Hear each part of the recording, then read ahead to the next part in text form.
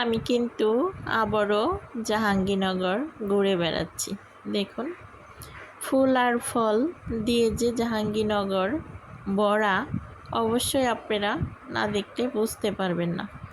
এখানে কিন্তু এই সিজনে কাঁঠাল, আম, জাম দিয়ে অনেক ভরপুর এই জাহাঙ্গীরনগর।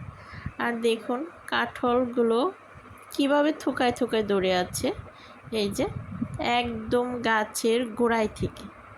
আর এই যে এখানে এদিকে জংলা ফুলগুলো একদম সেরকম করে তাকিয়ে আছে।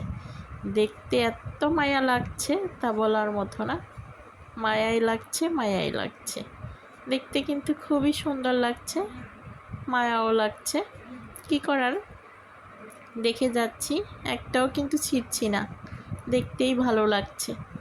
ফুল ফল তো তাও খেতে ভালো লাগে, আর ফুল তো গাছেই সুন্দর। বলুন, গাছের ফুল গাছেই সুন্দর, আর ফলগুলোও কিন্তু দেখতে গাছেই সুন্দর লাগছে। দেখুন এই গাছটায় এত কাঁঠাল আসছে তা বলার মতো না, একদম গোড়ায় থেকে আগা পর্যন্ত। দেখুন আপনাদেরকে আমি দেখাচ্ছি, এই যে এত কাঁঠাল আসছে। দেখুন কাঁঠালগুলো সেই বড় বড় হয়ে গেছে, দেখতে খুবই সুন্দর। মাশাআল্লাহ, অনেক কাঁঠাল ধরেছে। এই যে দেখতে পাচ্ছেন এত কাঁঠাল। কাঁঠালগুলো দেখে আমার অনেক ভালো লাগলো।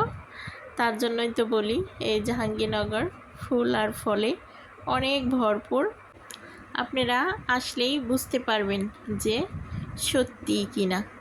আর এখানে দেখুন পথের ধারে আরও অনেক ফুল, আর ফুলগুলো দেখে আমি সত্যি এড়ায় যেতে পারছি না।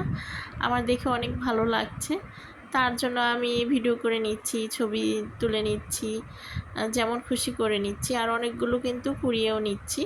এই যে দেখুন পড়ে আছে।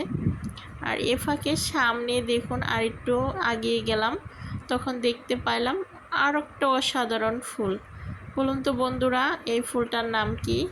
আমি কিন্তু নাম জানি না, অবশ্যই আপনারা বলে দিবেন যেই জানেন এই ফুলটার নাম। আমি প্রথমে ভাবছিলাম যে এটা বুঝি অন্যরকম একটা ফুল। এটা কি ফুল হতে পারে ভেবে পাচ্ছি না, আপনারাই অবশ্যই বলে যাবেন এটা নামটা কি ফুলটার। ও, আমি ভাবছি যে এটা কৃষ্ণচূড়া ফুল হবে, দূরে থেকে ভাবছি, কিন্তু কাছে এসে দেখি যে এটা কৃষ্ণচূড়া ফুল না, অন্যরকম একটা ফুল।